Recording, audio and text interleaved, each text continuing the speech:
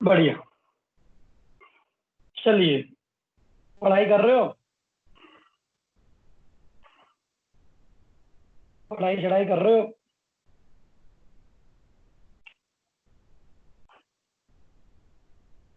Okay. अ, हम लोगों ने पीडियाट्रिक्स स्टार्ट किया था। मैंने constipation, infantile diarrhoea, growth and development, immunisation programme, इसके अलावा न्यूनेटल जॉन्डिस, हेमोलाइटिक जॉन्डिस, है ना, ये हमने पढ़ा था। नाउ नेक्स्ट टॉपिक निकालिए। वॉमिटिंग ऑफ चिल्ड्रन, है ना। तो छोटे बच्चे हैं, उनको देखना, अधिकतर बच्चे जो पीडियाट्रिक प्रैक्टिस में आते हैं ना, मरीज, क्योंकि मुझे थोड़ा अनुभव हो चुका है अब, तो हम वॉमिटिंग स्टार्ट किए हैं। तो अधिकतर मरीज यही, अरे इसको पतले दस्त लग रहे हैं, अरे इसको उल्टी दस्त चल रहा है, उल्टी दस्त, अरे ये रो बहुत रहा है, ये कुछ खा ही नहीं रहा है, दूध नहीं पी रहा, है ना, 3 3 4 4 दिन हो गए लेटरिन नहीं जा रहा। ठीक, तो कहने का मतलब अधिकतर प्रैक्टिस यही है। पीडियाट्रिक्स में कोई बहुत ज्यादा एक्स्ट्रॉर्डनरी कॉम्प्लिकेशंस नहीं आते, लेकिन समस्या ये है कि बच्चे कुछ बोलते नहीं। तो कुल मिला के आपको ऑब्जर्वेशन बेस्ड ही डायग्नोसिस बनाना पड़ती है, क्योंकि वॉमिटिंग हो रही है तो कॉज क्या है, क्यों दोगे? जीआईटी अपसेट है कि कोई और प्रॉब्लम है ना। तो वॉमिटिंग स्टार्ट किए हम लोगों ने, तो बढ़ते हैं, करें start. In paediatrics vomiting is a considerable both symptom and illness, क्योंकि उल्टी उल्टी उल्टी है बच्चे को बेहतरीन।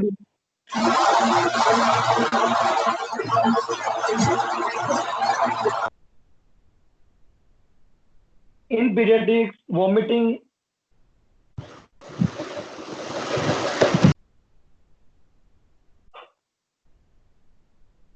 करें स्टार्ट। मैंने 10 10 का टाइम दिया था, 10:15 तक स्टार्ट करना था, 10 20 हो गए हैं, फिर भी वो सोते सोते आते रहते हो क्लास अटेंड करने। चलो, और क्लास स्टॉप करते हो, टाइम पे आया करो। तो हम वॉमिटिंग स्टार्ट किए हैं।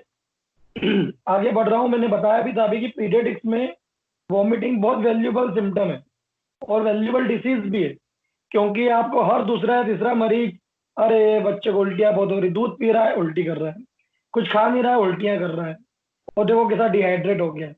मैंने असेसमेंट ऑफ डिहाइड्रेशन ही पढ़ाया था आपको। दो मेनी कॉजेज आर बेनाइन। हाँ, ये अच्छी बात है कि बहुत सारे ऐसे वॉमिटिंग की वजह, ऐसी बीमारियां होती है जो बेनाइन होती है, मतलब स्लाइड इन डिस्पोजिशन होता है।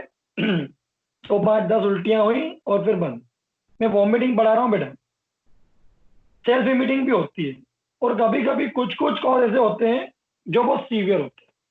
तो हमें उन कुछ कुछ कॉजेज पे तो फोकस करना ही नहीं है, क्योंकि हमारे पास वो मरीज नहीं आएंगे, हमारे पास माइल्ड टू मॉडरेट आएंगे। चलो, तो वजह क्या है उल्टियों की, हम उस पर बात कर रहे हैं। तो छोटा बच्चा है, न्यू बॉर्न, 1 महीने का बच्चा है ना। तो क्या क्या वजह हो सकती है उल्टियों की? पहला है इंटेस्टाइनल ऑब्स्ट्रक्शन। बच्चे बच्चे की आंतों में चोकिंग है। ये टॉपिक आप थर्ड ईयर में पढ़ भी चुके सर्जरी में। तो पाइलोरी स्टेनोसिस हो गया है, जो पाइलोरी होता है स्टमक का, वो स्टेनोज्ड हो जाता है। ईसोफेजल स्टेनोसिस, ईसोफेगस जो है वो पिचक गई है। एट्रेशिया, सिकुड़ गई है।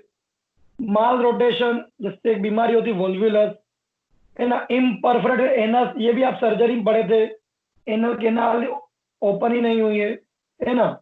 इंटेस्टाइनल एट्रेशिया, स्ट्रक्चर स्टेनोसिस, ठीक है। और भी एक दो बीमारी जिसके अंदर मेगाकोलॉन, जिसमें कोलॉन बड़ी हो जाती है, जिसको हिस्पंग डिसीज भी बोलते हैं। तो ये बीमारियां जिसमें आंतें चोक हो रही है, तो इंटेस्टाइनल ऑब्स्ट्रक्शन का मेन सिम्टम होता है वॉमिटिंग। और इसी को आपने ओपीएम में पढ़ा भी है, faecal vomiting. Highly decomposed food जो होता है वो फिर उल्टियों से बाहर आता है। ओपीएम पढ़ना, फीकल वॉमिटिंग मिलेगा। फिर जीआईटी कॉज क्या है? गैस्ट्रोएंटराइटिस, एंटेरोकोलाइटिस, प्रोटीन एलर्जी, किसी को दूध की एलर्जी होती है, कोई होम्योपैथिक रेमेडी जानते हो जिसमें दूध की एलर्जी है? बहुत कॉमन है। इंथुजा। इंथुजा। और अंडे से एलर्जी है?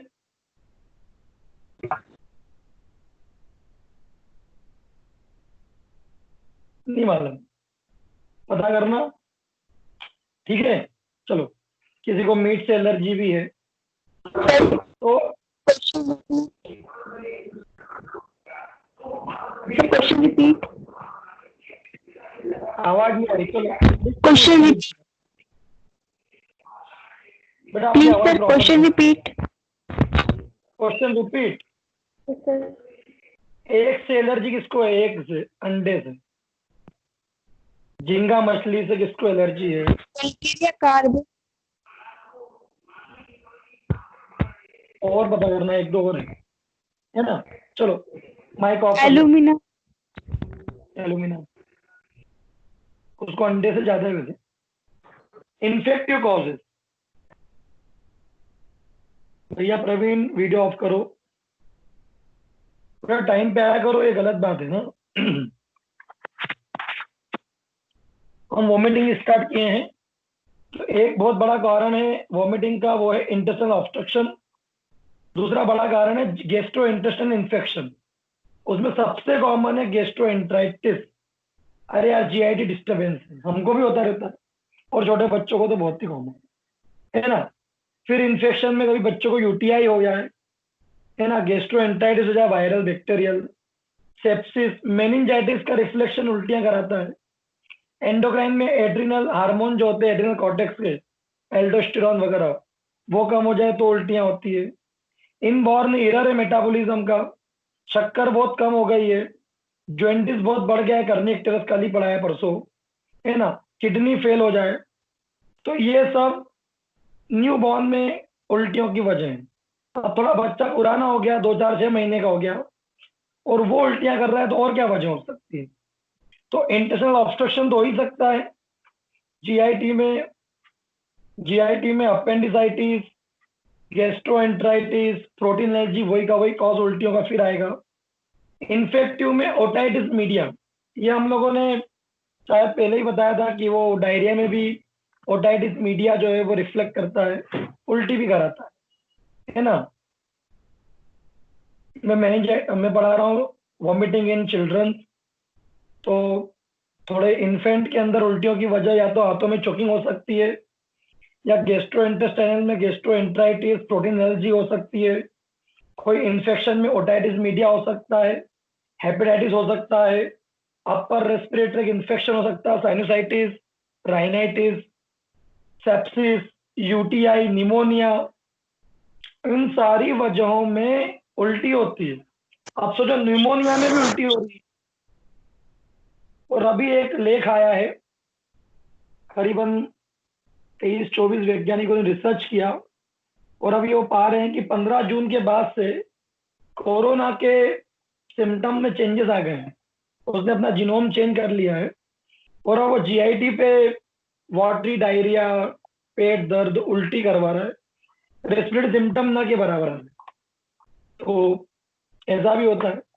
हम यदि सोच रहे हैं कि यार छींक आ रही है, खांसी आ रही है, सांस में तकलीफ पड़ रही, बुखार आ रहा है बहुत तेज, तो हम कोरोना सस्पेक्ट करेंगे। बट किसी को उल्टी दस्त लगे हुए हैं जबरदस्त तरीके से, वो भी कोरोना पॉजिटिव हो सकता है, और वो कोरोना की वजह से हो रहा है। 15 जून से अब सिम्टम ऐसे आ रहे हैं। ठीक है, तो निमोनिया वगैरह में भी जीआईटी वॉमिटिंग तो मिलती है। न्यूरोलॉजिकल में इंट्राक्रेनियल प्रेशर टेंशन बढ़ जाए, इसको सेरेब्रल वॉमिटिंग बोलते हैं। हाइड्रोकेफेलस, माथा बड़ा हो जाए due to ventricle obstruction. Intracranial haemorrhage, पढ़ा भी चुका हूं मैं, उसका टेस्ट भी हम लोग ले चुके हैं। Cerebral oedema, inborn error of metabolism, hormone की गड़बड़, किडनी खराब, कुछ हेवी मेटल्स वगैरह, फूड पॉइजनिंग, इन सब से बच्चों में पीडियाट्रिक्स वॉमिटिंग देखने को मिलती है। प्रॉपर हिस्ट्री लीजिए आप, एग्जामिन करिए, टेंडरनेस तो नहीं है पेट में, है ना, स्टेथोस्कोप से ऑस्कल्टेट करिए, कोई हंगर कॉन्ट्रैक्शन वगैरह ज्यादा तो नहीं हो रहे हैं, ठीक है, पेट दर्द नहीं है, और हिस्ट्री लीजिए क्या और हो रहा है, किडनी संबंधी समस्या तो नहीं है, कान में दर्द तो नहीं बता रहा था बच्चा, बच्चे का माथा एग्जामिन कर लो, तो आप कॉज जो आपको लग रहा है उस तरफ थोड़े से 2-4 एग्जामिनेशन आपको करना पड़ेगा।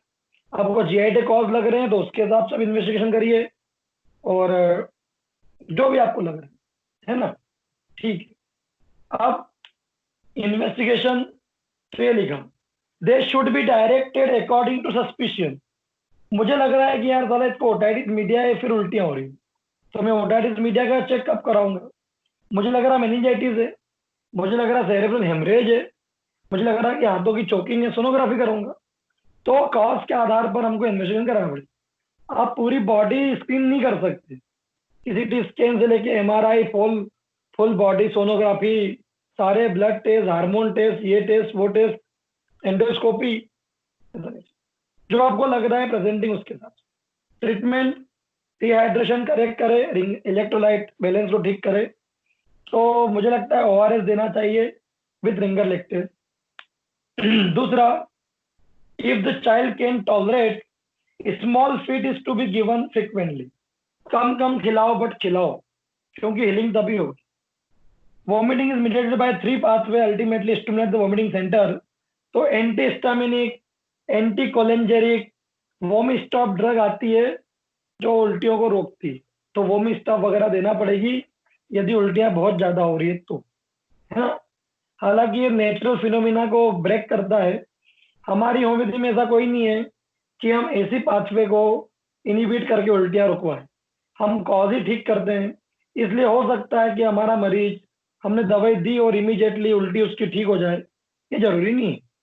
लेकिन आप वोमी स्टॉप दोगे तो दिन में मान लो बच्चा 10 बार उल्टियां कर रहा था, वोमी स्टॉप देने के बाद 2 या 3 ही होगी, क्योंकि वो सेंटर को इनिबिट कर रहा है, बट वो कॉज को ठीक नहीं करते। ठीक है, so it is all about vomiting in children. Now rashes, ये रेशेस मुझे 12 बजे कोई व्हाट्सएप पे याद दिला देना, मैं आपको रेशेस का एक, मेरे पास यदि पूरा पीडीएफ है तो वो भेज दूंगा। नहीं तो फिर मैं अलग रेशेस निकाल के आपको सेंड कर दूंगा, क्योंकि रेशेस जो है वो पूरा फिजिकल फाइंडिंग में डिपेंड करता है कि यार इसको लाल लाल ऐसा चकता है, गठान जैसा है, पस्ट्यूल है, पानी भरा हुआ, नोड्यूल है, हार्ड, मतलब ढेर सारी चीजें। तो आपको ये जरूर पता होना चाहिए कि कौन सा रेश किस बीमारी को बिलोंग करता है, क्योंकि mumps, measles, rubella, chicken pox, small pox, ढेरों ऐसी बीमारियां बच्चों को, मोलस्कम कंटाजिनोसम, जिसमें आपको देख के ही समझ में आएगा कि ये रेशेस कौन से हैं, और रेश देख के आप समझ पाओगे कि बीमारी कौन सी। तो रेशेस बहुत इंपॉर्टेंट है, बट ये मेरे बोलने से आपको समझ में नहीं आएंगे, आपको इमेजेस देखना पड़ेगी, और इमेज देख के भी बहुत समझ में नहीं आएगा क्योंकि डर्मेटोलॉजी है। आपको मरीज देखना पड़ेंगे 10-20, आपने 10-20 मैक्यूल्स के मरीज देख लिए, अब जिंदगी भर आप मैक्यूल नहीं बोलोगे। 10-20 आपने मम्स के, मीजल्स के देख लिए, 10-20 चिकन पॉक्स देख लिया, तो कभी स्केबीज देख लिया, मोलस्कम देख लिया, फिर आप नहीं बोलोगे, तो मरीज आना चाहिए। तो फर्स्ट, मैक्यूल थोड़ा सा उभर के चपटा रहता है, थोड़ा चौड़ा बड़ा। देर आर फ्लैट, चपटे रहते हैं। Circumscribed, it simulate a mosquito bite, ये ऐसा लगता है जैसे कि मच्छर ने काटा है। ब्लेंच्ड ऑन प्रेशर, और दबाओगे ना तो सफेद पड़ जाएगा, दबाओगे तो सफेद, अभी लाल लाल दिख रहा है, दबाया सफेद पड़ जाएगा। और ये क्यूटेनियस वेसल डायलेट होने की वजह से होता है। It is seen in various exanthematous eruption, drug allergies, और ये मिलता है आपको टीनिया वेसिकुलरिस, जो काइंड ऑफ टीनिया यानी कि काइंड ऑफ फंगस है, उसमें भी देखने को मिलता है। मैक्यूल, जैसे कि चींटी काट खाई हो आपको, मच्छर काट खाया हो, ऐसा इमेज होता है। ठीक, नाउ पेप्यूल थोड़ा अलग है, ये थोड़ा सा रेज्ड स्किन से इरप्शन होता है, मतलब पेप्यूल आपको थोड़ा सा उभर के आएगा, उभर के। ठीक है, ये 1 सेंटीमीटर छोटे होते हैं, and there are due to cellular proliferation, तो सेल्स कहीं कहीं पर एक जगह इकट्ठा होकर प्रोलिफरेट हो जाती है। ये भी ड्रग रिएक्शन में, वायरल इन्फेक्शन में और मोलस्कम कंटामिनेशन में पेप्यूल मिलता है। देखो, ये आप देख रहे होंगे, हालांकि ये मोलस्कम नहीं है, बट देखिए आपको समझ में आ रहा होगा। दिस इज, ये पेप्यूल है। क्या है? पेप्यूल। वॉट्स नहीं। Now nodules almost same to same है। ये भी रेल डिस्क की इरप्शन होते हैं। थोड़े 1 से 2 सेंटीमीटर के बीच होते, थोड़े बड़े होते हैं। और ये एरिथेमा नोडोसम रियोमेटिक नोड्यूल्स, यानी ये रियोमेटिक हार्ट डिसीज में मिलते हैं। रियोमेटिक हार्ट डिसीज पढ़ाई गई है आपको, कुछ लोग नए हैं उनको नहीं पढ़ाई, बाकी सबको पढ़ा दी गई। तो रियोमेटिक हार्ट डिसीज में एरिथेमा नोडोसम मिलते हैं, नोड्यूल्स मिलते हैं, जो 2-2 सेंटीमीटर के हो सकते हैं, यानी कि ऑलमोस्ट 1 इंच से आसपास बड़े होते हैं। प्लाक, चपटे चपटे इरप्शन होते हैं। प्लाक, जैसे अर्टिकेरिया होता है ना, प्लाक फ्लैट, ठीक है। ये हर्पीस में मिलता है, चिकन पॉक्स में मिलता है, और कॉन्टेक्ट डर्मेटाइटिस जनरली छोटे बच्चों में नैपकिन रेश वगैरह आपको देखने को मिलते हैं। बच्चे सूसू छीछी कर देते हैं उसमें, और फिर उसकी वजह से वहां पर कॉन्टेक्ट डर्मेटाइटिस मिलता है। कुछ कुछ अंडरगारमेंट ऐसे होते हैं नायलॉन वायलॉन के, जो बच्चे को एलर्जी करवा देते हैं। वेसाइकल, नेक्स्ट है वेसाइकल। पानी भरे हुए इरप्शन को हम बोलते हैं वेसाइकल। फफोले, हिंदी में क्या बोलते हैं उसको? फफोले। पस्चुल, उसी वेसाइकल में पानी की जगह पस भर जाए, इसको बोलते हैं पस्चुल। तो impetigo, psoriasis, varicella zoster, acne, इनमें पस्चुल मिलते हैं आपको, ठीक है। विल, जैसे आर्टिकेरिया नहीं होता, शीत, शीत गर्मी क्या बोलते हैं उसको आप? शरद गर्मी। एकदम ठंड गर्म हो गया है ना, एकदम धूप से आए, ठंडे पानी से नहा लिए, तो एकदम से जो चकते चकते पूरी बॉडी में फ्लैट फ्लैट फ्लैट इरप्शन बन जाते हैं, इरेगुलर शेप के, उन्हें हम विल बोलते हैं। इन्फ्लामेटरी विल, कभी आपको झटका लगा है, झटका लगने के बाद कैसा लाल लाल एरिया हो जाता है वो पूरा, that is wheal. Petechial haemorrhage, purplish colour के कैपिलरी ब्लीडिंग की वजह से बनते हैं। परप्यूरा, प्लेटलेट कम होने की वजह से हेमरेज हो जाता है। और इकाइमोसिस, बहुत बारीक बारीक कैपिलरीज से खून टपक कर स्किन में आ जाता है, इकाइमोसिस, ठीक है। तो इतने सारे रेशेस होते हैं, ये आपको पता होना चाहिए, ठीक है। चलो नेक्स्ट, नेक्स्ट टॉपिक है जो मैंने सीएम में भी पढ़ाया था, तो मैं थोड़ा फास्ट रिवाइज कराऊंगा। हम सीएम में ये बहुत डीप में पढ़ चुके हैं, प्रोटीन एनर्जी माल न्यूट्रिशन। यदि कोई व्यक्ति है, बच्चा है, और वो प्रोटीन नहीं खा पा रहा प्रॉपर, अब उसकी बहुत सारी वजह हो सकती है, या तो गरीबी है ना, या खा तो रहा है डाइजेस्ट नहीं हो रहा, या फिर खा तो रहा है डाइजेस्ट तो हो रहा है एब्जॉर्ब नहीं हो रहा, खा भी रहा है डाइजेस्ट भी हो रहा है एब्जॉर्ब भी हो रहा है, एसिमिलेट नहीं हो रहा, सेल्स ले नहीं पा रही है, बहुत डिमांड ज्यादा है ना। या मोनोटोनस डाइट है, सिर्फ एक चावल चावल चावल खा रहा है, अब प्रोटीन कहाँ से आएंगे उसमें? सिर्फ नूडल्स नूडल्स खा रहे हैं मैदा का, प्रोटीन कहाँ से आएगा उसमें? तो बैलेंस डाइट का खाना, ये बहुत सारी वजह हो सकती है प्रोटीन एनर्जी मालन्यूट्रिशन की। इसमें 2 बीमारियां आती जो मैं पढ़ा भी चुका हूं आपको, मेरास्मस और क्वाशोर्कर।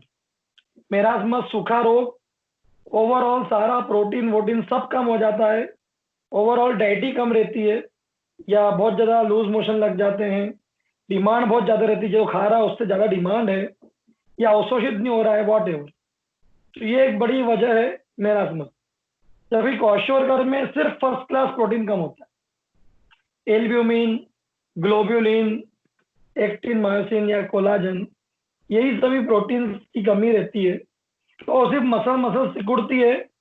लेकिन जो कि एल्बुमिन ग्लोबुलिन कम हो जाता है, और उस वजह से कोलेस्टोलिक प्रेशर घट जाता है, कोलेस्टोलिक प्रेशर घटने से सूजन आ जाता है, तो व्यक्ति दिखता नहीं है कि वो मतलब दुबला है, उसका वजन भी नहीं झटका था, बट वो एक्चुअली में पानी भरा रहता है, उसमें फैट रहती है, प्रोटीन नहीं रहता, तो बढ़ते हैं। It is syndrome due to deficiency of protein energy, protein की कमी। इसमें 2 होते हैं, मेरास्मस और क्वाशोर्कर। 3 वैरायटी का होता है, माइल्ड, मॉडरेट और सीवियर। ठीक है। 10% यदि वेट लॉस हुआ है तो माइल्ड, 20% लॉस हुआ है तो मॉडरेट, मोर देन 20% यदि वजन झटका गया है तो सीवियर। वजह insufficient feeding, social customs, poverty, habits, personal hygienic habits नहीं है, बच्चे को बार बार दस्त लग रहे हैं, उल्टियां हो रही है, इन्फेक्शन एंड इन्फेस्टेशन, बच्चे को टीबी है, बच्चे को मेनिंजाइटिस है, सिफिलिस है, बच्चे के पेट में कीड़े हैं, एस्केरियसिस, और भी ढेर सारी वजह है कि बच्चा एब्जॉर्ब नहीं कर पा रहा है, बच्चे का पेट खराब है, बच्चा खाना डाइजेस्ट नहीं कर पा रहा है, डाइजेस्टिव जूसेस की कमी है, बच्चा टेंशन में है, बच्चा माँ से गुस्सा है या वॉट एवर, इन सब में भी ऐसा एपैथी। चलो, marasmus, marasmus develop and protein and energy deficient of some degree. ये ब्रेस्ट फीड में नहीं मिलता है, बच्चा जब विनिंग होता है 6 महीने बाद, क्योंकि 6 महीने तक तो बच्चे को वो हर चीज जो उसके डेवलपमेंट ग्रोथ के लिए जरूरी है, सर्वाइव के लिए जरूरी है, वो माँ के दूध में मिलता है। और आफ्टर 6 मंथ यदि बच्चा प्योर माँ के दूध पे ही डिपेंड है, वो दूसरी चीजें नहीं खा रहा है, तो बच्चा मैराथन में चले जाए, तो वेट लॉस होगा, mental and physical development retarded हो जाएंगे, सबक्यूटेनियस फैट भी लॉस हो जाएगी, तो पूरी बॉडी रिंकलिंग हो जाएगी। कैसे हो जाएगी? रिंकल्ड। देखो ध्यान से, जांग देखो इसकी, ये रिंकलिंग दिख रही है आपको, ये देखिए कैसा अगरबत्ती जैसा चेहरा हो गया। ठीक है, चलो, हाथ पांव ठंडे रहेंगे, एक टिपिकल ओल्ड मैन लुक रहेगा, उसकी उम्र से ज्यादा उसकी उम्र दिखेगी, है ना, एज से ज्यादा। मंकी फेसिस, बच्चे का चेहरा जैसा मंकी जैसा लगेगा, है ना। पेशेंट इज नेवर काम एंड क्वाइट, बच्चा दिन भर रोया करेगा, क्राइंग ऑल द टाइम, वो है ना केमोमिल और सीना, बच्चा रोता ही रहता है। आई आर संकन, है ना, ये देखने को मिलता है। ट्रीटमेंट, डाइट को बढ़ाइए आप अच्छे से, है ना, मिल्क में सब्स्टिट्यूट दीजिए, अंडा, मीट, विटामिन सब्स्टिट्यूट दीजिए, पल्सेस खिलाइए, सोयाबीन खिलाइए, boiled rice, fish, vegetables, fruits, ये आप उसको डाइट में खिलाइए। और साथ में कॉल भी ठीक करिए। आप खिला बहुत रहे हो और दस्त लगे हुए हैं, शरीर को लगेगा ही नहीं। खिला बहुत रहे हो, एब्जॉर्ब नहीं हो रहा, कोई मतलब नहीं। और डिमांड के हिसाब से खिलाइए। डिमांड ज्यादा है, किसी किसी के अंदर ग्रोइंग रेट बहुत ज्यादा है, तो आपको ज्यादा खिलाना पड़ेगा। आप यूं नहीं बोलोगे अरे वो मेरे पड़ोस में तो बच्चा एक रोटी खाता है, मैं भी उसको एक रोटी देती हूँ। आपका बच्चा 2 रोटी मांग रहा है तो 2 रोटी दो, क्योंकि उसकी और उसकी डिमांड अलग अलग है। Next question, characters by the deficiency of protein, तो इसमें सिर्फ प्रोटीन कम हो रहा है, मेरास्मस में ओवरऑल कैलोरीज कम हो गई। Usually after few week after deprivation of breast milk, ये जनरली दूध छुड़वाने के कुछ हफ्तों के बाद मिलता है। ठीक है, बच्चे का वजन, हाइट कम मिलता है, इडीमा मिलता है, स्किन शाइनी मिलती है।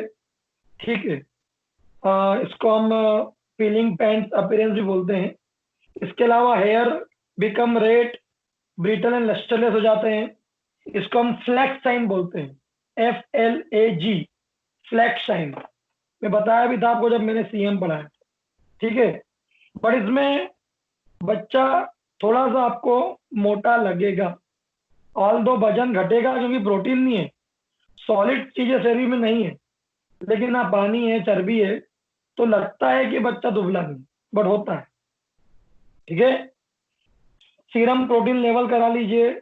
नॉर्मली एडल्ट में 7.3 ग्राम परसेंटेज प्रोटीन होता है, एल्बुमिन, ग्लोबुलिन, फिब्रिनोजन। बच्चे में इससे कम मिलेगा, 5-4 के आसपास। ठीक है, ट्रीटमेंट, आराम करे, डाइट में दूध, मिल्क प्रोटीन यानी पनीर, फिश, एग, फ्रूट्स खिलाओ, तो फर्स्ट क्लास प्रोटीन खिलाना है इसके। तो अंडा बहुत अच्छी चीज है इसमें, नहीं तो प्रोटीन एक्स आता है ना, PediaSure, protein x, Bournvita, compliant, boost, Cerelac, ठीक, ये देना पड़ेगा। आजकल एक जो ये बॉडी बिल्डिंग करते हैं ना जिम वाले, वो एक वे प्रोटीन खाते हैं, WHEY, वे प्रोटीन, तो वो भी लोग खाते हैं, बच्चों को खिला देते हैं, प्रोटीन है। और मुझे लगता है चने खाइए, दाल खाइए, दाल पिलाइए, है ना, अंडा खिला दो, यदि फिश खाता है तो फिश, चिकन मटन खाता हो तो और अच्छी बात है, नहीं तो दूध और पनीर खिलाइए बेस्ट चीज with dry fruits. Next topic है इन्फेंटाइल हिपेटिक सिरोसिस। ठीक है, चलो इसको इंडियन चाइल्डहुड सिरोसिस भी बोलते हैं, Indian childhood cirrhosis, ICC, ICC, Indian childhood cirrhosis. बच्चे को सिरोसिस हो रहा है, हमने तो सिरोसिस यही पढ़ा था कि जो लोग 40-50 साल में खूब दारू पीते, 40-50 साल तक की उम्र तक उनको होता है, तो फिर बच्चों क्यों हो रहा है?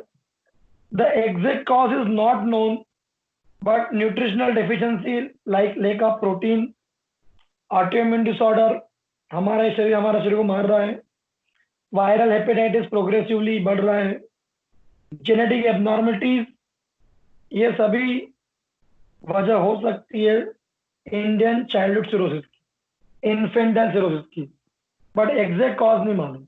ये ऑटोइम्यून है वैसे तो।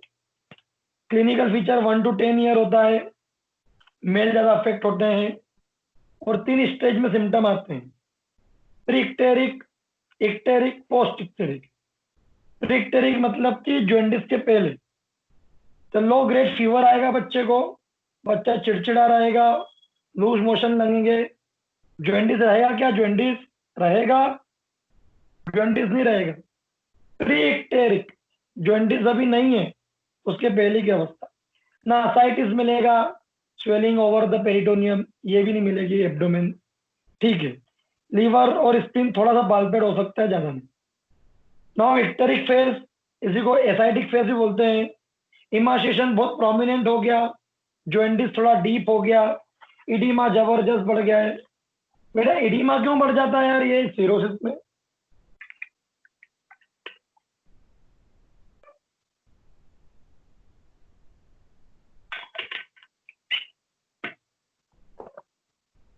सर प्रोटीन का मेटाबॉलिज्म नहीं हो, डेफिशिएंसी। Protein metabolism.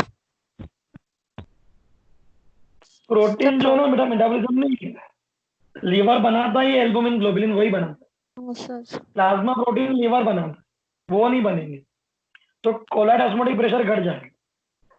ठीक है, चलो ठीक है सर। लीवर बहुत ज्यादा इनलार्ज मिलेगा, टेंडरनेस वगैरह नहीं रहेगी, बट स्पिन बढ़ जाएगा, लीवर बढ़ जाएगा, और असाइटिस बेहतरीन मिलेगा, स्वेलिंग मिलेगी, असाइटिस मिलेगा। आपकी बुक में फोटो भी दिख रहा है ना, खतरनाक असाइटिस, स्प्लोमीगेली भी जबरदस्त। ठीक है, चलो नेक्स्ट लास्ट है टर्माइनल या post icteric phase. Jaundice become very deep, ascites बहुत बढ़ गया, लीवर बहुत ज्यादा इनलार्ज और हार्ड हो गया है, ब्लीडिंग एपिसोड स्टार्ट हो गए। ब्लीडिंग एपिसोड क्यों स्टार्ट हो जाएंगे? क्लोटिंग फैक्टर की डेफिशिएंसी से। क्यों क्लॉटिंग फैक्टर क्यों कम हो गए? बिकॉज सर लीवर ठीक से फंक्शन नहीं कर रहा है, तो प्रोटीन वो मतलब क्लोटिंग फैक्टर बनेंगे ही नहीं। क्यों नहीं बने? Sir cirrhosis. कौन कौन से क्लॉटिंग फैक्टर नहीं बनेंगे? सर बता चुका हूं इसलिए पूछ रहा हूँ। सर 9th और 11th, शायद शायद 9th और 11th। नैना, प्रियंका, आरजू, पीजी वाले बताओ। सर पीजी पहला, वाले दूसरा, पांचवा, छठा, नवा, 10वां। छठा कौन सा फैक्टर है?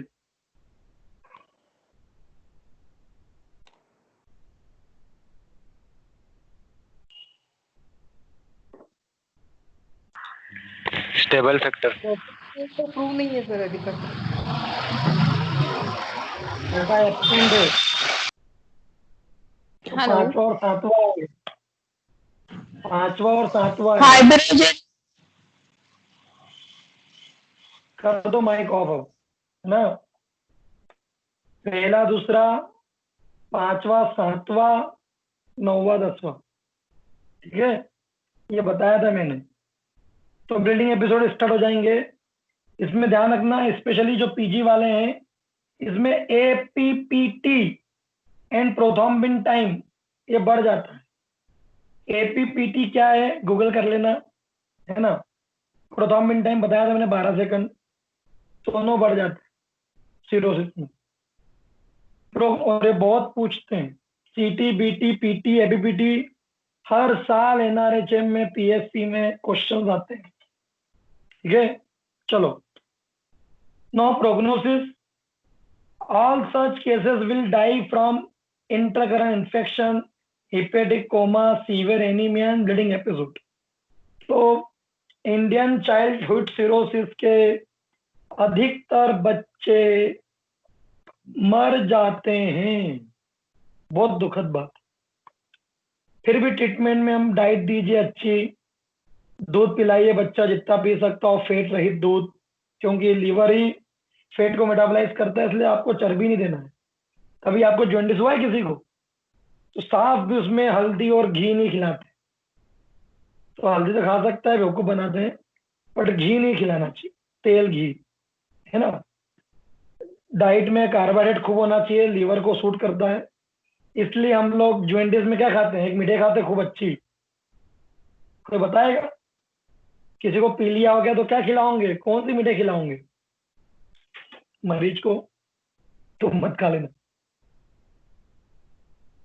रसगुल्ला। क्यों? वो दूध फाड़ के बनाते हैं प्रोटीन का, तो गजब प्रोटीन भी है और कार्बोहाइड्रेट भी।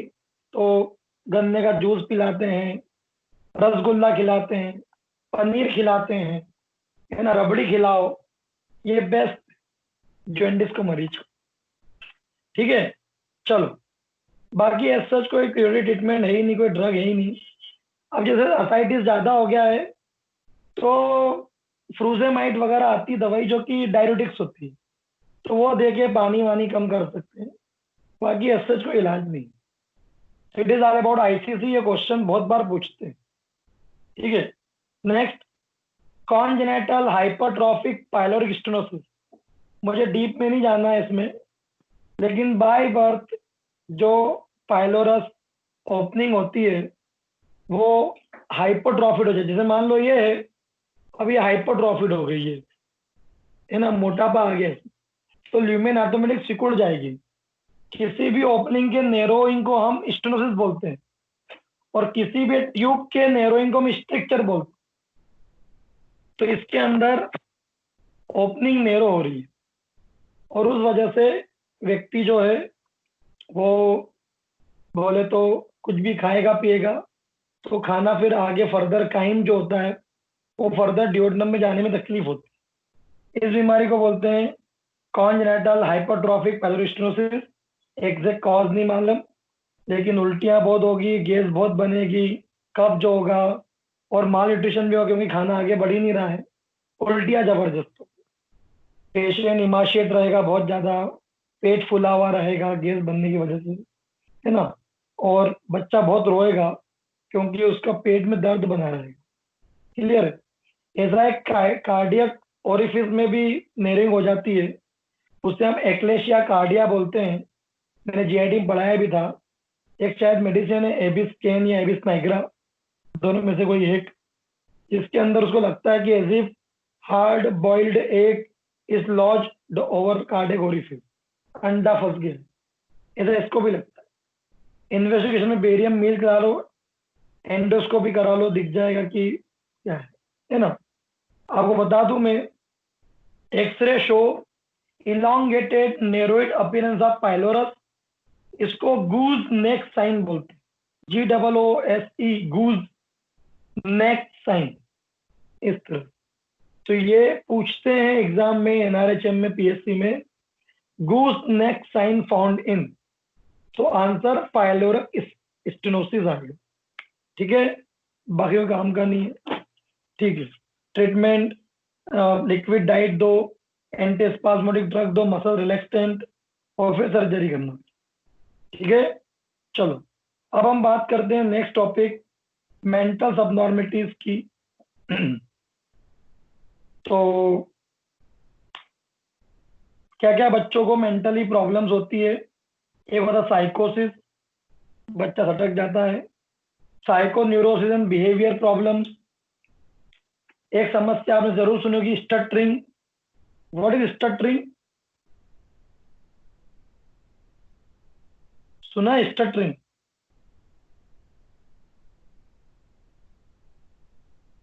स्टटरिंग यानी हकलाना, है ना। डिसलेक्सिया, अक्सर पल्ले नहीं पड़ते, ऐसा लगता है जो तारे जमी देखी, वो इधर words are dancing, letters are dancing, और हमारे लिए भी काला अक्षर वेल बराबर। डिसलेक्सिया। एक होता है ADHD, attention deficit hyper activity disease या सिंड्रोम, जिसके अंदर बच्चा की अटेंशन बिल्कुल नहीं रहती, किसी चीज में काम करने में मन नहीं लगता, और एक ही काम बहुत उत्तेजित तरीके से करता है वो, कोई भी ऑब्सेसिव होता है ना। इसके अलावा एक बीमारी और होती है बिहेवियर डिसऑर्डर में, ऑटिज्म। बच्चा मन में अपने में ही मस्त गुमसुम रहता है, और बोलना चाहिए कि एक अपनी दुनिया बना लेता है। उसको दूसरे बाहर के रिस्पॉन्सेस से कोई बहुत ज्यादा अफेक्शन नहीं रहता, ऑटिज्म। एक मूवी देखना बर्फी, रणवीर कपूर और प्रियंका चोपड़ा की है, जिसमें रणवीर कपूर डेफ म्यूट बनता है, गूंगा बहरा, और ये प्रियंका चोपड़ा ऑटिज्म की पेशेंट का किरदार करती है। बहुत अच्छी मूवी है, ऑटिज्म समझना हो तो ये सब बीमारियां बिहेवियर डिसऑर्डर में आएगा। एक और बिहेवियर डिसऑर्डर होता है फुट फजीनेस। फुट फजीनेस का मतलब क्या होता है? Mummy Kurkure, mummy chocolate, mummy बर्फ गोला, मम्मी आइसक्रीम, और बस सुबह शाम दोपहर रात कुछ भी खाने को भूख लगेगी यही मांगे, कुरकुरे, चिप्स, है ना, पॉपकॉर्न, पता नहीं जो भी, मतलब इसे फुट फजीनेस बोलते हैं। एक होता है टेम्पट्रन टैकिटन। इसमें क्या होता है, बच्चा जब 12 महीने 18 महीने का होता है, वो सडनली जिद्दी हो जाता है, बहुत ज्यादा एक ही एक चीज मांगता रहता है, खूब रोएगा, खूब परेशान करेगा, क्रॉस हो जाता है। आप बोलोगे कि राइट में जाएंगे तो बोलो नहीं मम्मी लेफ्ट में चलेंगे। आप उसको कुछ भी करोगे ना तो वो उल्टा बोलेगा। आपने केमोमिला पढ़ी है, सीना पढ़ी है, एंटियम क्रूड पढ़ी है, अनसिविलाइज आंसर देते हैं। बेटा पापा कहाँ गए, कोई ने पूछा अंकल जी ने, तो तेरे को क्यों बताऊं, है ना, तेरे को क्या करना, ऐसे। तो ये टेंट्रम टेक्टन बोलते हैं इसको, टेम्पन, ये भी पता होना चाहिए। ये सब बिहेवियर डिसऑर्डर है, ठीक है। चलो, और मेंटल सबनॉर्मिटीज, जो आप बेरड का पढ़ते ही हो, मेंटल रिटार्डेड पर्सन, तो ये मेंटल एबनॉर्मिटीज है बच्चों में, ठीक है। चलिए, अब हम दो टॉपिक है बट सारे दोनों बहुत महत्वपूर्ण, इसलिए कल ही पढ़ेंगे। इन्फेंटाइल कन्वर्जन बहुत इंपॉर्टेंट टॉपिक है, और सेरेब्रल पाल्सी, तो ये हम कल पढ़ेंगे। कल पीडियाट्रिक्स खत्म हो जाएगा, ये बहुत इंपॉर्टेंट चैप्टर है, क्योंकि अलग से प्रैक्टिस ऑफ मेडिसिन में इसको अलग से इंक्लूड किया गया है, तो आपको पता होना। क्लियर है? एग्जिट हो जाओ।